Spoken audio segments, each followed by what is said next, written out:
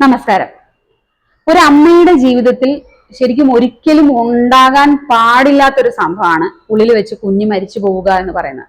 ശരിക്കും മോഹിച്ച് ഒരു പ്രഗ്നൻസി ആയി അതൊരു 9 months അല്ലെങ്കിൽ 8 months എടുത്ത് എത്തിക്കഴിഞ്ഞ് ഡേറ്റ് ആവാറായി, ഡേറ്റിന് വേണ്ടി വെയിറ്റ് ചെയ്ത് പ്രസവത്തിന് വേണ്ടി വെയിറ്റ് ചെയ്തിരിക്കുമ്പോൾ ഉള്ളിൽ വെച്ച് കുഞ്ഞ് മരിച്ചു പോവുക എന്നുള്ളൊരു ഒരു ഒരു മോശമായ വാർത്ത കേൾക്കേണ്ടി വരുന്ന അവസ്ഥ ഓരോ അമ്മയ്ക്കും ചിലപ്പോൾ ഡിപ്രഷനിലേക്ക് വരെ എത്തുന്ന അമ്മമാരുണ്ട്. അപ്പൊ പലരും അത് എന്റെ കാരണം കൊണ്ടാണോ, ഞാൻ എന്തെങ്കിലും തെറ്റ് ചെയ്തിട്ടാണോ എന്ന് ചിന്തിക്കുന്നവരാണ് കൂടുതൽ. ശരിക്കും ഇന്ന് ഞാൻ ഈ വീഡിയോയിൽ എന്തൊക്കെയാണ് ഉള്ളിൽ വെച്ച് കുഞ്ഞ് മരിച്ചു പോകാനുണ്ടാകുന്ന സാധാരണമായ കാരണങ്ങൾ, അതിനെന്തൊക്കെയാണ് റിസ്ക് ഫാക്ടേഴ്സ് എന്നുള്ളതിനെ പറ്റിയാണ് ഞാൻ പറയുന്നത്.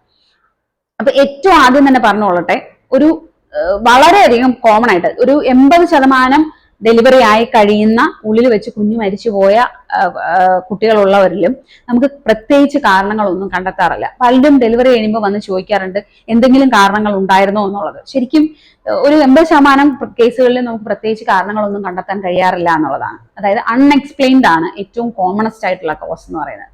രണ്ടാമത് കോമൺ ആയിട്ട് പറയുന്നത് നമ്മൾ ആരും ചിന്തിക്കാത്തൊരു കാര്യമാണ് അല്ലെങ്കിൽ അൺഡയഗ്നോസ്ഡ് ആയിട്ടുള്ള ഗ്രോത്ത് റെസ്ട്രിക്ഷൻ. ചിലപ്പോൾ ബേബി ഡെലിവറി ചെയ്യുമ്പോൾ ഒരു 3 കിലോ ഉണ്ടാവും.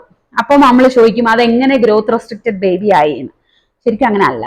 ഓരോ അമ്മമാരുടെയും ഉള്ളിൽ വളരുന്ന കുട്ടികൾക്ക് ഓരോ ജനറ്റിക് പൊട്ടൻഷ്യലാണ്.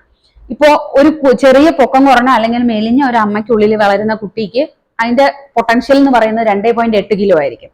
നേരെ മറിച്ച് വളരെ പൊക്കവും വളരെ സൈസും ഉള്ള ഒത്ത വണ്ണവും ഉള്ള ഒരു അമ്മയ്ക്ക് ജനിക്കുന്ന ഒരു കുട്ടിയുടെ ഉള്ളിൽ വെച്ചുണ്ടാകുന്ന ജനറ്റിക് പൊട്ടൻഷ്യൽ എന്ന് പറയുന്നത് ചിലപ്പോൾ 3.4 kg ആയിരിക്കും. അതായിരിക്കാം നോർമൽ. അപ്പൊ അങ്ങനെ വരുമ്പോ അവിടെ നമ്മൾ ചെറിയ വെയിറ്റിന്റെ ഡിഫറൻസ് ആണ് എന്നുണ്ടെങ്കിലും അവിടെ ഗ്രോത്ത് റെസ്ട്രിക്ഷൻ ബേബിക്കുണ്ട്. അഥവാ ബേബിയിലേക്കുള്ള രക്തഓട്ടത്തിന് എന്തോ പ്രശ്നമുണ്ട്. അത് കാരണം ബേബിയുടെ വളർച്ച ജനറ്റിക് പൊട്ടൻഷ്യലിനനുസരിച്ച് കുഞ്ഞ് വളർന്നിട്ടില്ല. അങ്ങനെ അൺഎക്സ്പ്ലെയിൻഡ് ആയിട്ടുണ്ടാകുന്ന ഗ്രോത്ത് റെസ്ട്രിക്ഷൻ വളരെ കോമൺ ആയിട്ടുള്ള ഒരു കോസ് ആയിട്ട് പറയുന്നുണ്ട് ഈ IUDs അഥവാ ഇൻട്രായുട്രൈൻ ഡെത്ത്സിന് കാരണമായിട്ട്. പിന്നെ പറയുന്നതെന്ന് വെച്ച് കഴിഞ്ഞാൽ പ്ലാസെന്റൽ കോസസ് ആണ്. അതായത് മറുപിള്ളയുടെ കാരണങ്ങൾ. അത് അമ്മയ്ക്ക് ഉണ്ടാകുന്ന BP ആകാം, അമ്മയ്ക്ക് ഉണ്ടാകുന്ന ഡയബറ്റിസ് ആകാം. അതിപ്പോ പ്രഗ്നൻസിക്ക് മുന്നേ ഉള്ള ഡയബറ്റിസ് ആണെങ്കിൽ വളരെ കോമൺ ആണ്. അല്ല, പ്രഗ്നൻസിക്ക് ശേഷം ഉണ്ടാകുന്ന ഡയബറ്റിസ് ആണെങ്കിലും കുഞ്ഞുങ്ങളുടെ മരണം അൺകൺട്രോൾഡ് ഡയബറ്റിസിൽ വളരെ കോമൺ ആണ് എന്നുള്ളതാണ്. 3 എന്ന് പറയുന്നത് APLA സിൻഡ്രോം. എന്താണ് APLA സിൻഡ്രോം? ഞാൻ വേറൊരു വീഡിയോയിൽ മുന്നേ പറഞ്ഞിട്ടുണ്ട്. അമ്മയുടെ ശരീരത്തിലെ തന്നെ കോശങ്ങൾ അമ്മയുടെ തന്നെ ശരീരത്തിലെ കോശങ്ങളായ ഫോസ്ഫോലിപ്പിഡുകൾക്ക് എഗൻസ്റ്റ് വർക്ക് ചെയ്യുകയും അതിനെ നശിപ്പിക്കുകയും അതുവഴി ചെറിയ ചെറിയ രക്തധമനികൾക്കുള്ളിൽ ചെറിയ ക്ലോട്ടുകൾ ഉണ്ടാകുകയും അതുവഴി മറുവിലേക്ക് പോകുന്ന രക്തഓട്ടത്തിന് വ്യത്യാസം വരികയും അങ്ങനെ കുഞ്ഞിന് മരണം സംഭവിക്കുകയും ചെയ്യാം. ആ APLA ഉള്ളവർക്ക് ഒരുപാട് അബോർഷൻസ് ഉണ്ടാകുന്ന അമ്മമാരുണ്ട്. നേരത്തെ തന്നെ താഴ്ഭാഗം വികസിച്ച് പെട്ടെന്ന് ഡെലിവറി ആവുന്ന അമ്മമാരുണ്ട്. അതായത് 14 ആഴ്ച 16 ആഴ്ചയിൽ നേരത്തെ ഡെലിവറി ആവുന്ന അമ്മമാരുണ്ട്. അല്ലെങ്കിൽ കുഞ്ഞുള്ളിൽ വെച്ച് മരിച്ചു പോകുന്ന അമ്മമാരുണ്ട്. പല രീതിയിലായിരിക്കാം APLA പ്രസന്റ് ചെയ്യുന്നത്. അപ്പൊ APLA സിൻഡ്രോം ഇങ്ങനെ ഉണ്ടാകുന്ന ഉള്ളിൽ വെച്ച് കുഞ്ഞ് മരിച്ചു പോകുന്നതിന് ഒരു കാരണമാണ്. പിന്നെ കോമൺ ആയിട്ട് പറയുന്നതെന്ന് പറഞ്ഞാൽ കുഞ്ഞിന് എന്തെങ്കിലും അംഗവൈകല്യങ്ങൾ ഉണ്ടെങ്കിലോ അല്ലെങ്കിൽ കുഞ്ഞിന് ജനിതകപരമായ പ്രശ്നങ്ങൾ ഉണ്ടെങ്കിലോ, ഡൗൺ സിൻഡ്രോം ബേബീസ് അങ്ങനത്തെ ബേബീസ് ആണെങ്കിലും ഉള്ളിൽ വെച്ച് കുഞ്ഞ് മരിച്ചു പോകാനുള്ള സാധ്യത കൂടുതലാണ് എന്നുള്ളതാണ്. പിന്നെ പറയുന്നതെന്ന് വെച്ച് കഴിഞ്ഞാൽ ഹൈഡ്രോപ്സ്. എന്താണ് ഹൈഡ്രോപ്സ്? കുഞ്ഞിന്റെ ശരീരത്തിൽ ഉണ്ടാകുന്ന നീർക്കെട്ട്. അത് തലയ്ക്ക് ചുറ്റുമാകാം, ശരീരത്തിന് ദേഹത്ത് ഫുള്ള് തൊലിയുടെ അടിയിൽ നീർക്കെട്ട് വരുന്നതാകാം. അങ്ങനെ ഉണ്ടാകുന്ന നീർക്കെട്ടുകൾ അത് പല കാരണങ്ങൾ കൊണ്ടാകാം. അമ്മ ബ്ലഡ് ഗ്രൂപ്പ് നെഗറ്റീവും കുഞ്ഞിന്റെ ബ്ലഡ് ഗ്രൂപ്പ് പോസിറ്റീവ് ആണെങ്കിൽ അമ്മ മുന്നത്തെ പ്രഗ്നൻസിയിൽ ആന്റിഡി എടുത്തിട്ടില്ലെങ്കിൽ അങ്ങനെ വരാം.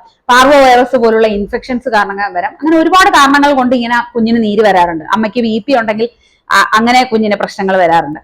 അപ്പൊ ഇത് കാരണം ഉണ്ടാകുന്ന ഹൈഡ്രോപ്സ്, അത് കാരണം കുഞ്ഞു മരിച്ചു പോകാറുണ്ട്. പിന്നെ പറയുന്ന ഇൻഫെക്ഷൻസ് ആണ്. അതിന് കോമൺ ആയിട്ട് ഉണ്ടാകുന്ന ഇൻഫെക്ഷൻസ് എന്ന് പറയുന്നത് സൈറ്റോമെഗലോ വൈറസ് എന്ന് പറയുന്ന ഒരു വൈറൽ ഇൻഫെക്ഷൻ, ടോക്സോപ്ലാസ്മോസിസ് എന്ന് പറയുന്ന അങ്ങനത്തെ ഉണ്ടാകുന്ന ഇൻഫെക്ഷൻ, പൂച്ചകളിൽ നിന്ന് കിട്ടുന്ന ഇൻഫെക്ഷൻ ആണ്. പിന്നെ പാർവോ വൈറസ് കാരണം ഉണ്ടാകുന്ന ഇൻഫെക്ഷൻ. പിന്നെ എല്ലാവരും കോമൺ ആയിട്ട് കാണുന്ന മലേറിയൽ ഇൻഫെക്ഷൻ അമ്മയ്ക്ക് വന്നാൽ കുഞ്ഞ് ഉള്ളിൽ വെച്ച് മരിച്ചു പോകാം.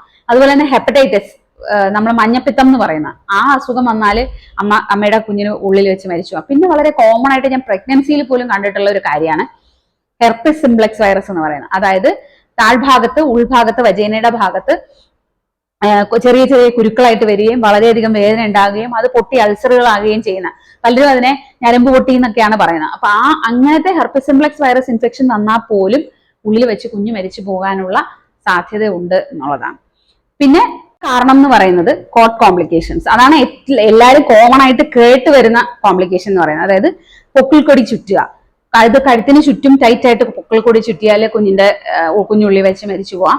ഇല്ലാന്നുണ്ടെങ്കിൽ ഇപ്പൊ മൾട്ടിപ്പിൾ പ്രഗ്നൻസി, ഒന്നിൽ കൂടുതൽ കുഞ്ഞുങ്ങൾ ഉണ്ടെങ്കിൽ 2 കുഞ്ഞുങ്ങളുടെയും കോഡുകൾ തമ്മിൽ ചുറ്റിയിട്ട് അങ്ങനെ പ്രഗ്നൻസിയിൽ പ്രശ്നം വരാം.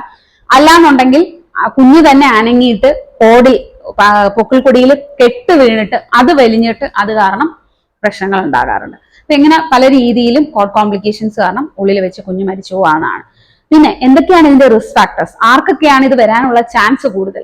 ഒന്ന്, അഡ്വാൻസ്ഡ് മെറ്റേണൽ ഏജ്. അമ്മ കുറച്ചുകൂടെ ഏജ് കൂടിയ അമ്മയാണെങ്കിൽ, അമ്മയ്ക്ക് വണ്ണം കൂടുതലാണെങ്കിൽ, കാരണം പെട്ടെന്ന് കുഞ്ഞിന്റെ അനക്കം അറിയുകയോ അല്ലെങ്കിൽ കുഞ്ഞിന്റെ ഉള്ളിൽ അനക്കം ഇല്ല എന്ന് തിരിച്ചറിയുകയോ ചെയ്യാൻ പറ്റാത്തൊരു കണ്ടീഷനാണ് ഈ വണ്ണം കൂടുതൽ എന്ന് പറയുന്നത്.